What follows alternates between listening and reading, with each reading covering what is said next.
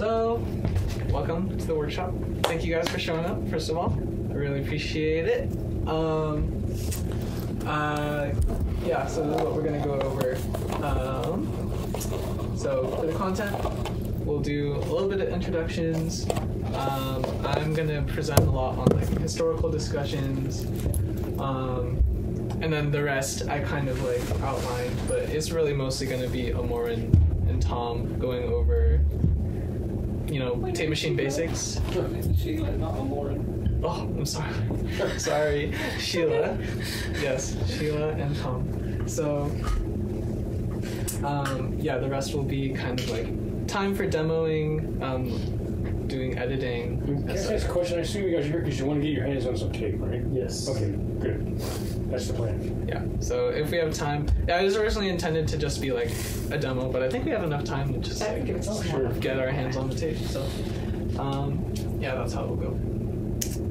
So yeah, let's do introductions first, and I will go first. But you know, keep it simple as an icebreaker. Just name, major, or you know, if we do everyone in the room, just like I guess what you do. I don't know. So if you're a student, just say major and year, and why you're here. So I will start. So hi, I am Lucas. I'm Pat major in the BM track.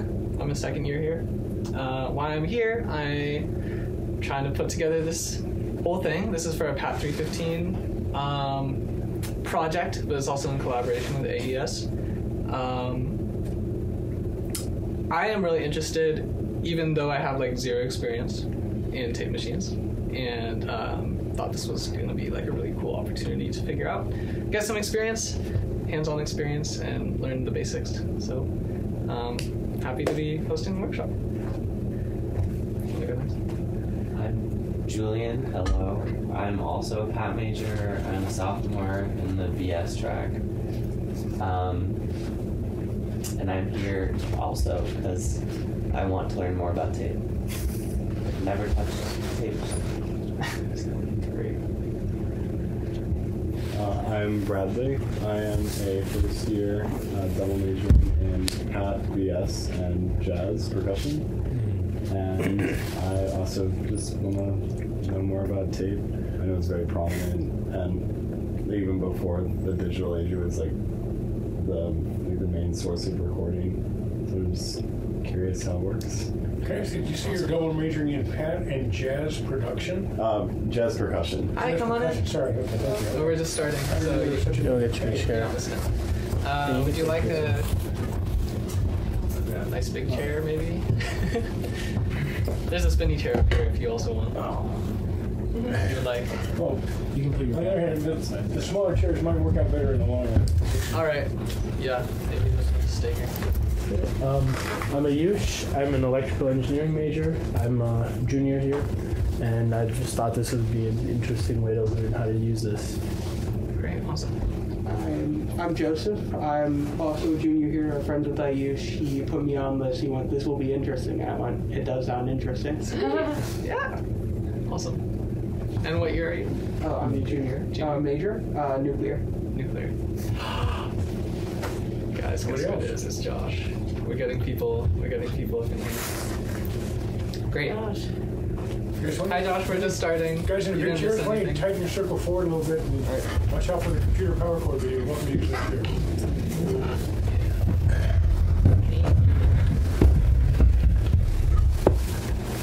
Welcome.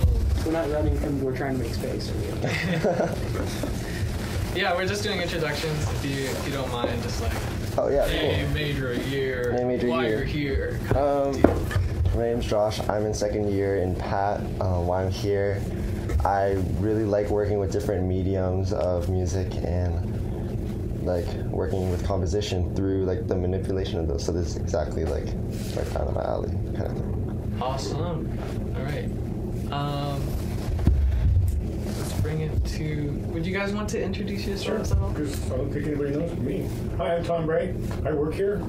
I'm not part of the normal audio staff, but I have my fingers in kind of everything around the building. Do a lot of stuff.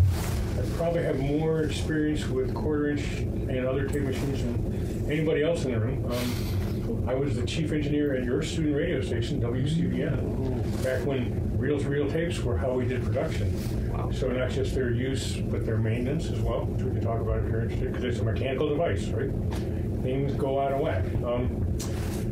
I also worked as a professional audio post engineer in Southfield doing commercial work, oddly enough, a bunch of car commercials, which you guys have probably never seen because I was in the 80s. Anyway, a lot of experience in audio in several of the lifetimes that I've lived getting here, and I volunteered to help because I know a lot about quarter-inch tape and tape machines. Woo! Yay. Hi, for everyone who doesn't know me, my name is Matt Gerard. I'm the assistant managing producer here at the studio, so I manage all these spaces and work with all the faculty, with Tom, again, to help with all the class support, and for those of you who are not in PAT, give you access to the studios. As a musician, I've done a bunch of records on tape. Also as an engineer, I've worked on 2-inch tape, 1-inch tape, half-inch 8-track, made a bunch of guerrilla records with different types of tape machines. And it's a really great way to reframe your pedagogical approach and how you use, especially if you're a musician. When digitally you can fix everything, tape, you kind of got to get it right. So it really helps to actually reframe the way that you perform as a musician for those of you who are. And as a production person, it allows you the opportunity to make decisions like right away, because if you mess it up, that's messed up. There's much less fixing, and actually it really does help make you faster, and also gives you a lot more things to think about on the front end as opposed from the back end of production. And I forgot, you mentioned recording experiences. I also produced several records that, I don't know if I have them in Ann Arbor Library, but Cruise in Ann Arbor Volume 1 and Volume 2 back in the 80s. The first one was on half-inch 8-track. The second one was recorded on half-inch 16-track, which lasted for about a microsecond. No dynamic range on that one. No dynamic range. It was okay to all live bands. Not true. Yeah. It has about 5 dB of dynamic. So that and a couple of other music recordings, and I have about 200 live-to-stereo music recordings in the Bentley Historical Library that I did for a show called Real Live Music, R-E-E-L, Live Music. I used to be on WCBN. We go record bands, came through town, cut the tape, play them on Sunday nights. And they all went to the Bentley Historical Library at this point. So. Awesome.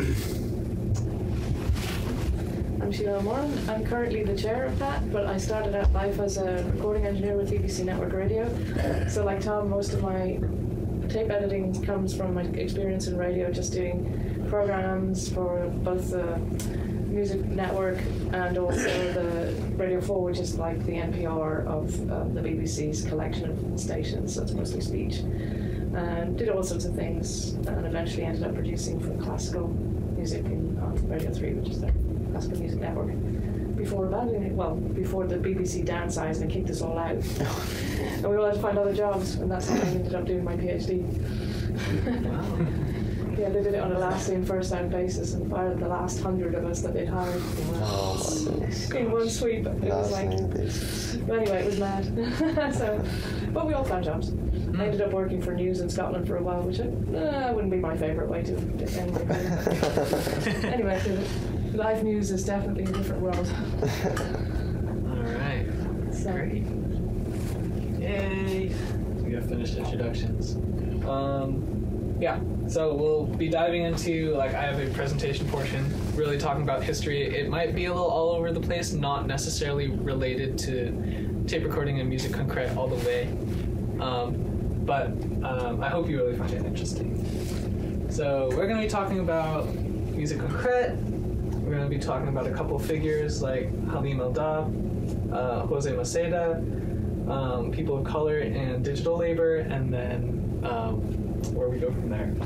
So this is going to be for the PAT majors, it's going to be like a PAT 101 summary, kind of, my version. Diving into musique concrète, which we first kind of have to define, because it's a big term. I just keep throwing it around. So I guess where to start is these guys. So we have this guy named Luigi.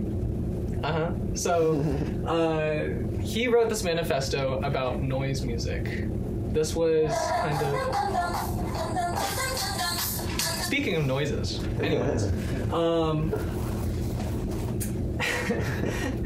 he was like, we must break at all costs from this restrictive circle of pure sound. So he was kind of getting sick of like classical music, right? This was kind of like 1920s-ish. You would say he was a futurist, perhaps, or maybe a Dadaist. Yes, and we will get to Dada later. But yes, futurist. He was a futurist. So it was a futurist manifesto, right? And then you have Pierre Schaeffer, who's kind of like credited as like the godfather, grandfather of musique concrète. And he's like, why should a civilization which so misuses its power have or deserve a normal music, right? So there's this period of unrest, world wars are going on, right? And a lot of art in that time is very conflicted art about what's going on in the world. So it's kind of the mindset of a lot of people, and it manifests in a lot of different ways. And I just kind of like formulated a web of all the topics I think are related. So we can start with, first of all,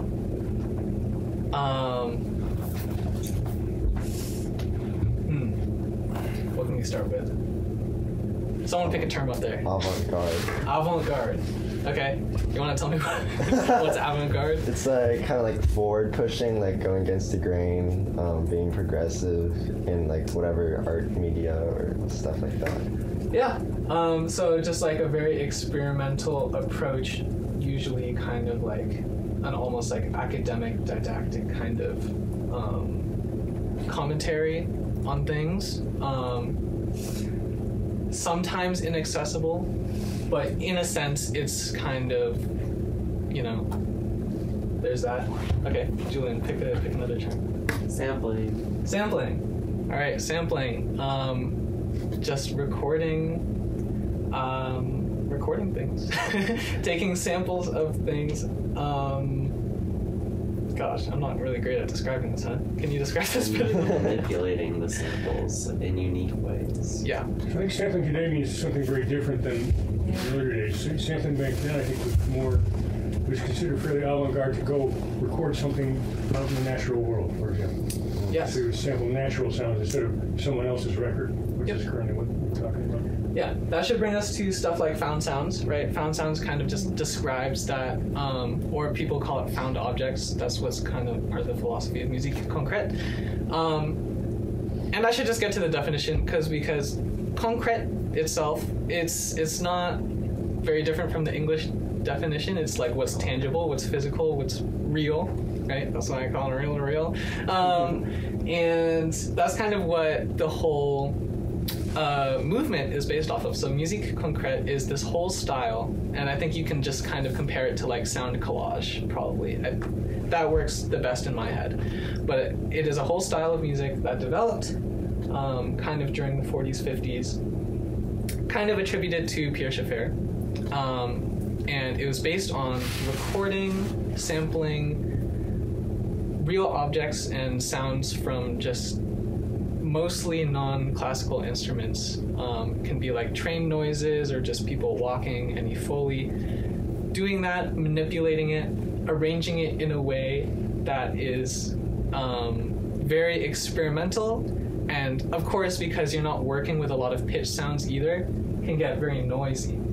And all of that kind of culminates in this very weird collaged kind of thing, and it can come off as pretty avant-garde and kind of made by avant-garde people because they're composers and they're kind of high in academia messing around with like new technology, right? A lot of the other movements that happened either like alongside or preceded it, for example, Dadaism, kind of like an absurdist approach to art A lot of artists were making these things that were kind of like satirical, mocking. There's a picture of like a urinal. That's like the iconic Dadaist art piece. Or surrealism, which kind of comes up a lot in musique concrète because you're hearing a lot of sounds that are familiar, but they're manipulated in ways that are not so familiar. And so it's kind of hard to tell what you're hearing. And most of the time it ends up pretty spooky or mysterious, something like that. Very surreal. So all of those art movements, they kind of just influenced each other. A lot of them are very politically motivated. You know, the high artists of the time, everyone in the world kind of commenting about what's going on, all this turmoil that's happening, kind of challenging the current institutions and structures. Same thing kind of goes for classical music. Like classical music was having its own revolution. Things were, for example, the serialist movement. If you've heard of like Schoenberg and 12-tone rose and all that stuff, a very similar thing going on. It's also Ballet Mécanique which is a great piece which utilizes, at the time, unrealistic technology like several player pianos playing all synchronized at once. Or not. Oh, wow. Air horns and other types of found objects. And even in contemporary classical music of that time, physical objects like you see brake drums a lot used as percussion, and physical objects used as new pieces, new instruments. Yeah. We have one of the current best practitioners of that style of music living amongst us today. His name is Frank Paul, P-A-H-L. They just did a show last night at the UFC Freight House. They score silent movies. So they did a score to Alfred Hitchcock's The Lodger, which is a movie I never even heard of. But they played toy and tiny instruments as their self-described style. Wow. Well, last night he had a really loud siren too. Must have been fun. Yeah. So that's kind of the music we're getting into. And so my focus for this workshop, the reason why I'm focusing on musique concrète is just it's very experimental. I think it's like a very, this is kind of like the first approaches people took when they got their hands on tape recording, magnetic tape recording. And we should say that tape machines were invented during the Second World War by the Germans to capture signals from submarines initially. And so the technology came around just at the same time as these experimental people wanted a physical object that they could manipulate. So tape just happened to turn up at the right time. Would you agree? Yeah. And to be clear, people still had recorded music before they invented tape machines. Yeah. Which I talked about in that documentary coming. But it was literally started up right to the record. Yeah. Nothing in between. So. Great. Yeah. Sorry, so we shouldn't. Yeah. Oh no. I welcome it. It like it's a nice break of pace. I'll just mention, not to promote myself too much, but if you go to UMA right now, there's a site-specific installation that Tom actually assisted with, but I did all the editing, and all the sounds are these isolated moments, and I utilized a lot of the techniques you're going to be learning today. I did it in the computer, but many of the techniques that you'll be using, I used to create these kind of sonic sculpture pieces that are played as you walk around the sculpture. They are triggered. So I did it in a multi-track manner, but again, a lot of the things that we'll be discussing today, I use very much all those same techniques. Just you can do it in the computer now. Great. Yeah. No, that's super cool. Pretty cool. As you can see, a couple visuals of like musique concrète kind of albums, or just the aesthetic. Kind of lots of muted tones here. Lots of grays, monochrome. All right, let me see if I can speed through this a little more. Okay, so we haven't talked about a lot of, it's mostly been kind of like men who get attributed. There's a lot of big names. You have Pierre Schaeffer, you have Ioannis Xenakis, you have Pierre Boulez, you have Pierre Henry. So there's just like so many guys who are there. And then They've got the French guys, huh? yeah, and a lot of French guys. You also have Stockhausen, German, many other people. And there's this one documentary that kind of like highlights the women who have contributions, not necessarily to musique concrète. A lot of them have worked in musique concrète or tape recordings, but in general, early electronic music history. So Sisters with Transistors, Daphne Oram, Wendy Carlos, Laurie Anderson, Suzanne Ciani, Pauline Oliveros, Eliane Redig. So all of them major contributions in that field. I'm sure if you took Pat 101, you remember Can all I that stuff. put in a related fact about Laurie Anderson? In her early days of, I'm going to call it electronic music, but using electronics as part of her process, even in live performance, she played violin, but the violin bow was actually a piece of 1/4-inch tape with a sample, and she played across a playback head implanted in her violin body. She was playing pieces of tape. She would just change bows. That's so cool. Wow. Yeah, so directly related to what we're going to be Very doing. directly related. Yeah. I think to give them justice, I should probably go over what each one did. Daphne Oram went. It's worth watching the documentary. Yeah. Or just watch the documentary. But yeah, Daphne Oram, she had a great like philosophy and approach. She made I think the radiophonic workshop at BBC, which was very historical. Also kind of her own philosophy, her own approach. She even had her own system of what she called oramics, where she wrote on film and that kind of translated to waveforms, which was very cool. Wendy Carlos, very known for Switched on Bach, popularizing electronic music to the public by kind of doing a classical rendition through synthesizers. She's also a trans woman. I think that should be acknowledged. Very, very influential as well. Laurie Anderson, as Tom pointed out, she did a lot of very cool experimental things, playing violin, vocoders, lots of many other things that also kind of popularized electronic music to the public. Suzanne Ciani, unfortunately I forgot. We'll move on. Susan Gianni did a lot of work with modular synths. She was an early modular synth practitioner. She was actually here about 4 or 5 years ago and did a concert at Atkinson. Oh. It was awesome. Totally cool. Totally.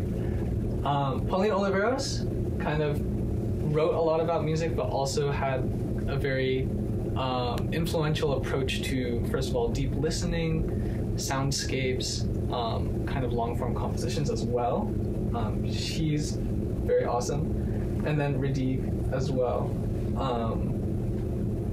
Shoot, I forgot. It's hard to keep track of what everyone did. But yeah, Sisters and Transistors is a huge documentary there.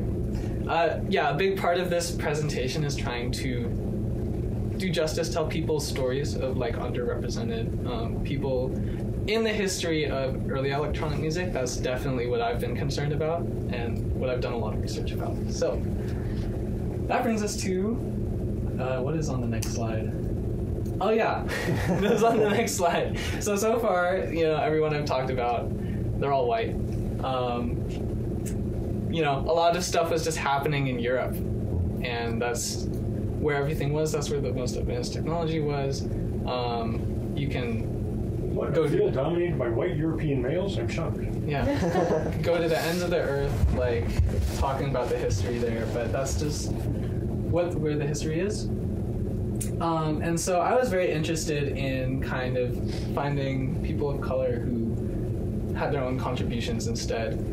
Because in the Pat 101 curriculum, there was basically no one, as far as I know, that we learned about. There were like a few readings here and there. Yeah. There were a few readings here and there about like talking about what happened in Japan and like maybe Latin America. But yeah, like the big figures, like the big names, the people that take the credit, the names that we know, the names that I can rattle off the top of my head, right? All these people. So I kind of wanted to dive a little into someone who was super influential, and he is from Egypt. I'm from Cairo. Hello. Are you here for the workshop? Yeah, I am. Come on in. Okay, yeah. Feel free to join in. You haven't missed any like hands-on or demo things because I'm just doing a historical presentation first, which I will try to get done with by 10:30. We'll set that time. But yeah, Halim El-Dabh is who I'm going to focus on for like the next 10. Okay, guys in big chairs.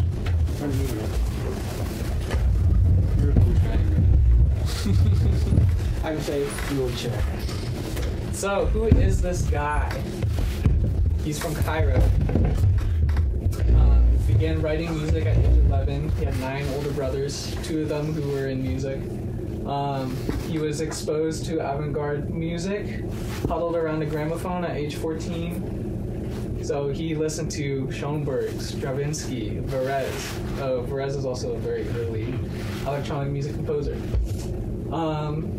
So he started taking formal lessons at 15, had an experimental approach to piano, and then started going to college at the University of Cairo at age 20, or he was probably going before then. But at age 20, he had his first encounter with a wire recorder. He also kind of got to see radio stations, audio equipment, and recording studios, and then also had this very interesting, while he was at college, he was studying agricultural science. And his intersection was sound and pest control. That's what he worked on. It was very interesting. He actually kind of made sound installations where he stuck sticks into the ground and like the wind would shake them. He would test out other things like animal mimicry, like rubbing scarab legs against each other. Lots of interesting stuff. And then eventually, a couple years later, he made this wire recorder piece. And we'll kind of get into this whole thing. So this is a picture of a wire recorder. At least that's the diagram I can find. I would not be able to walk through the whole entire thing right this second, but it's cool, right? This kind of preceded tape recorders. Between Edison cylinders and magnetic tape. It's actually wire recordings have an incredibly long lifetime. Old wire recordings sound as good today as they did when they were recorded. It's kind of one of those laws of physics things, but you can. How is the sound recorded onto the So it's much like tape, but instead it's a spool of wire, which is imprinted with a magnetic pattern from electromagnetic pulses like the tape. But because it's a solid wire, it just kind of sits there and doesn't change, unlike tape, which can fall apart. University of Indiana has an amazing historical recordings collection, including a bunch of wire recordings. They'll let you listen to some if you like. Anyways, what is the big deal about this piece, The Expressions of Zara?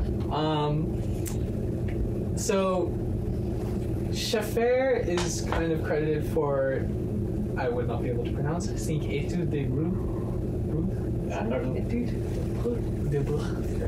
know. That is kind of known as the first musique, concrète piece. But how Halim El-Dabh kind of composed this piece, it's very arguable that this is kind of more of the first one in that true style. Now, he didn't know anything about Pierre Schaffer. He was in Cairo, and Schaffer was in Paris. So they didn't know about each other until a couple years later. But this piece predated that by 4 years. He had like access to the technology, and he was being creative in a lot of ways. First of all, what he was recording were sacred and spiritual sounds, which is very interesting. Schaffer was also kind of interested in sacred sounds in a way. They both kind of had these approaches of like the natural world and divinity. So he recorded these Zar chants. They're just like, I guess, religious chants. And I think what I remember reading was he had to disguise himself along with his friend as a woman and then like sneak the wire recorder under his coat and record for like 15 minutes. World's first bat. Yeah, I don't know. That was very interesting. But anyways, he managed to do a lot of things. After it was recorded, like he had a lot of resources, like an echo chamber, a re-recording room. He had access to like voltage control, so he had a lot of ways to like manipulate. And if you listen to the piece, he's like, there's the voices, and he's kind of taken and filtered out the harmonics in a lot of ways. So he was already kind of like filtering stuff. There's also a mention of like how he kind of created rhythms with what he did. It's just a very interesting piece. I can play a little bit of it. It's definitely very weird, but could take credit for the first musique concrète piece. Let's see if it works.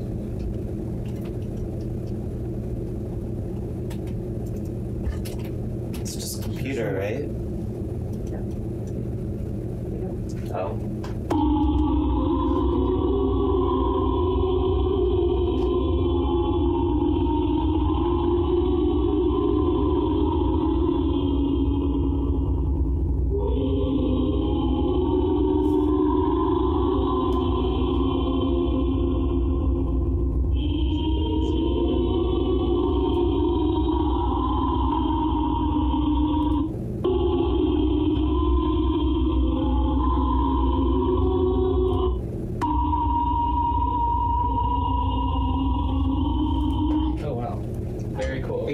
No, I'm just mentioning that you guys might have a key for the closet.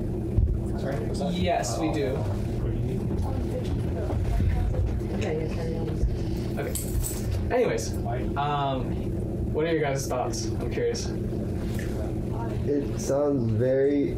I thought it was gonna sound worse, to be honest, but like, there's not really too much of a noise for it, but like, it sounds pretty like crazy. Sounds like something you'd walk into someone's room and they'd be listening to it while they're falling asleep, and they're like, "It's my white noise." Yeah. I think it'd be interesting to be able to compare the original recordings with this manipulated version. Yeah. So you get a better sense of what he'd done to it. Definitely. Because if he was recording chanting like inside of a mosque or something, that's already a resonant room. Yeah. By the way, you guys have access to one of the coolest reverb chambers on campus. It's the entrance to this building. Yes. Oh, you go in there and chant sometimes, just go, oh, you listen That to your rhyme voice. thing, yeah. It's Yeah. unbelievable. Anyway. The final season, everyone's looking at you. Which entrance to the building? The front door. Coming in Next from to the Mujo. bell tower. Next to Mujo? There's that little The octagon. entryway. Oh, Yeah. that's It's Really really tall. reverberant. All glass, all hard floor. Yeah. Anyways, so I'll try to move this along so we can get to the good stuff. But yeah, Cairo, just how did it end up, like, how did he end up being able to do all this stuff in Cairo? It's a rich cultural center, and it was also like visited a lot by the West, orchestras, theater groups, and I guess there was an economic boom at the time. The king was like actually funding recording and broadcast industries. But I mean, so Halim El-Dabh was still kind of the only guy who was doing it out in Cairo. So unlike Pierre Schaeffer and everyone else in Europe, he didn't really have like a community of like other artists around him who were like kind of keeping up with him or engaging with him. So he eventually did get a grant to go kind of study in the West. But yeah, he also made like a very political piece very early on, and it's not technically electronic. It's just a solo experimental piece. This is where his experimental piano stuff comes in.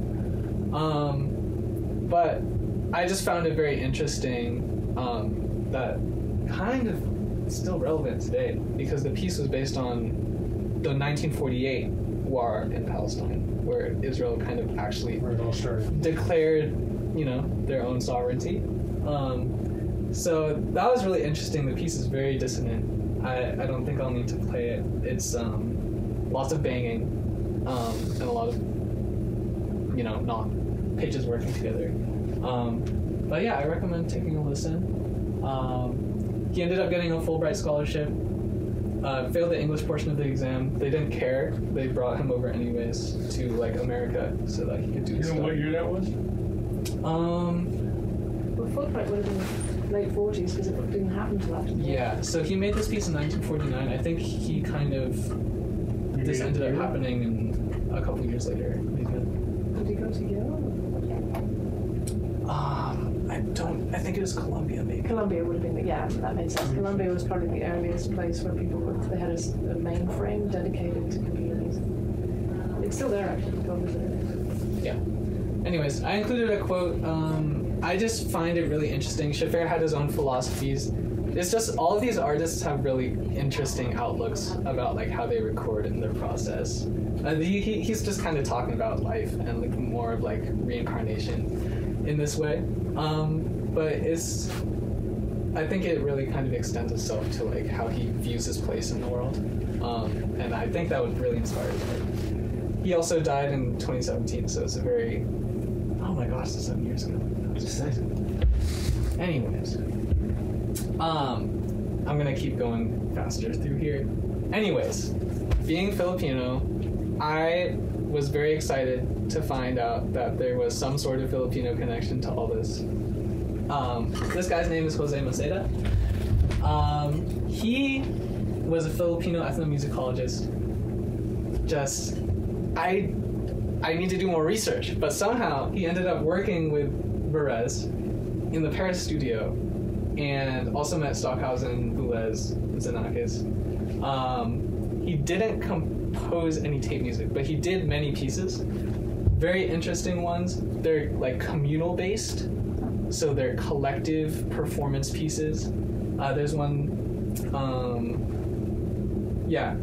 where he broadcast like village music from his home village across 20 different radio stations, and then like people would tune into different stations and would create different mix, which was cool. There's also this really quick clip of Cassette 100 where he gets a bunch of people, each person has their own cassette, and it's a very interesting like spatial big environment. 10, 9, 8, 7, 6, 5, 4, 3, 2, 1, off.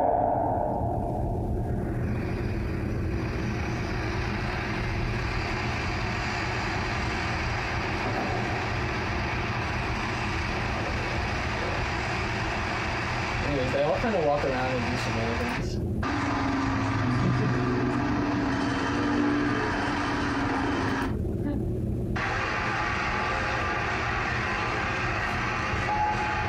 Were they provided with pre-recorded cassettes and players, or did they bring their own stuff? That's what I'm assuming is all pre-recorded. There's many different renditions of this, but I find it to be super interesting. Okay, that's a repeat slide. Love that. Okay, the last kind of part of this journey of finding like underrepresented people contributing to early electronic music history. There is this one article by Lisa Nakamura called Indigenous Circuits. It's a really cool read. I kind of recommend you guys read it because it talks about this whole process of, okay, raise your hand if you're familiar with the company Fairchild. Yeah, so I've heard the name like once or twice so far. It's like a really production head kind of thing.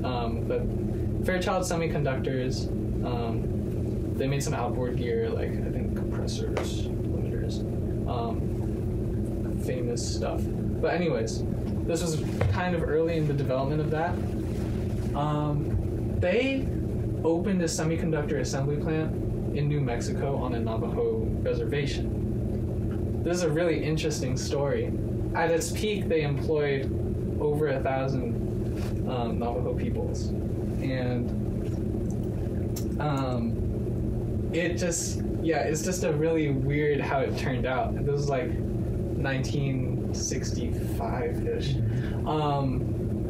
So what the people managing the plant were doing, of course, this is like, they're getting labor for people who can kind of assemble these chips, really small chips. And the Navajo people, who a lot of them are artisans, and a lot of the women do rug weaving. There's a value in being able to do that labor, of that meticulousness, that Fairchild kind of wanted to use to like make these things. So in short, they were good at it. Like they were really good at it. And of course, you can kind of recognize that's weird because a lot of the racial undertones at the time, and probably still today, is that like, okay, we have these primitive peoples, right? Like they're still living without a lot of technology, and they're making the most advanced technology of the time. And more importantly, it was kind of really only the women who were doing it. And there is a lot of like stories and brochures and like propaganda that the management kind of like spun and like told other people so that they could keep them working like that, basically to continue the labor exploitation. So for example, the women were framed as kind of like being docile, right? Which there was a lot of American Indian movement resistance going on at the time, so there was a lot of, it was kind of like a way to frame, like, okay, you're the good guys and they're the bad guys. Or for example, like the people on the reservation, they didn't really have a place to relocate. So the people on management were just like, you know, that just means they love their jobs so much and they want to preserve their culture so bad, like, so, you know, they're happy staying here, right? Even from a class angle, they said it was like, okay, instead of a middle class, these guys are like a creative class. And making chips is actually a creative endeavor because it's related to making rugs because it's kind of the same skills. So they're really kind of expressing their creativity, and that's actually super fulfilling. So we don't need to pay them a lot because they're already happy. kind of deal. It's just like, I was reading the article, but it's just very eye-opening of like how absurd can you get, you know? So, you know, they're just kind of making up whatever nonsense they can to like keep it going because it was very profitable for them. Like they had a really high quality assurance. It was like 95% quality. So it was very profitable. Of course, like the Navajo peoples, they didn't really see those profits. And once the resources were kind of used up, they were just kind of like left in the dust. Just to be clear, this is halfway in the space race to the moon, 1965. Right, we landed on the moon in 1969, and the computers on the devices that landed on the moon, my watch, which is analog, has more electronics brains than those things did. So semiconductors, a transistor is a semiconductor. Integrated chips were basically small collections of transistors, nothing like what you think of now as integrated circuits, especially in electrical engineering.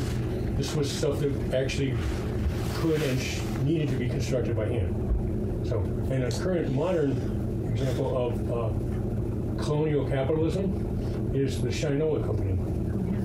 Check them out. How's that spelled? Shinola, S-H-I-N-O-L-A. They have a store. Maine and Liberty has a store, but they came out of Detroit. Yeah. But it's actually a Texas-based venture capital company looking for a place to do something. And if it, hey, Detroit has all this manufacturing skills we can get for nothing. Yeah. So, and they put their people out there, all their you know, BIPOCs, and say, look how great we're doing for these folks. Anyway, Yeah. I'm off the soapbox now. No, it's all good. Yeah, it's this quote kind of reinforces the same thing. Yeah, there's a lot of other quotes here. I just kind of distilled it. But yeah, there's a lot of parallels to today. Like this still happens. Outsourcing is just like a huge thing now, and it's all to different people of color now. But it's just kind of interesting that the through line is still like, okay, these women have like nimble fingers that can do a lot of like handiwork and labor. Yeah, so it's just like a fascinating kind of story. So I think it's important to recognize like these, the Navajo people, like they had a huge contribution to like the development of music technology in this way. I really don't think that should be forgotten at all. It's not really talked about anywhere else. So I just found that super interesting. All right, we'll wrap it up. just what's the whole big point of all of these different routes I took you guys, from Cairo to the Philippines to New Mexico, right? I just want to say, like, keep questioning who gets the credit, you know? I have heard, you know, John Cage gets his flowers from, like, everyone, right? And I won't deny, he's, like, a big part of this. He's done chance music, aleatoric music. He's worked in the found objects. Fix that in a minute. Thanks. Yeah. Yeah, he's worked in all the found sounds and objects into his stuff, right? But I hear his name, like, everywhere. And there's other people who have done other things that have kind of really shaped what music is today as well. So, question the credit. It's also a process. For me, for example, like, I still associate a lot of electronic music to just, like, things happening in Europe. But just as a thing, like, Detroit techno came out of Detroit. It was black people who made it. There's this really interesting thing. If you take Pat 315, you might learn about this. People in Berlin actually got turned on to the Detroit techno scene, and they were like, we like this so much. And they kind of unintentionally just kind of, like, stole the music. But that's how it ended up. And then, you know, that's where electronic music is today. It's in Europe a lot. So it's a process. I'm saying it's not going to happen overnight, but just keep going for it. And of course, for the stories you know that of people who, like, their stories aren't being told, tell their story. Be active about that. I don't know. Do it in your own fun way. Just, like, whatever. I think it's cool to let other people know, like, these little things. Yeah. So that should conclude my historical presentation. Thank you guys for listening. Appreciate it. I'm sorry, I kind of, like, held you guys up from the fun stuff. But we should get back to taking. So just let me explain what's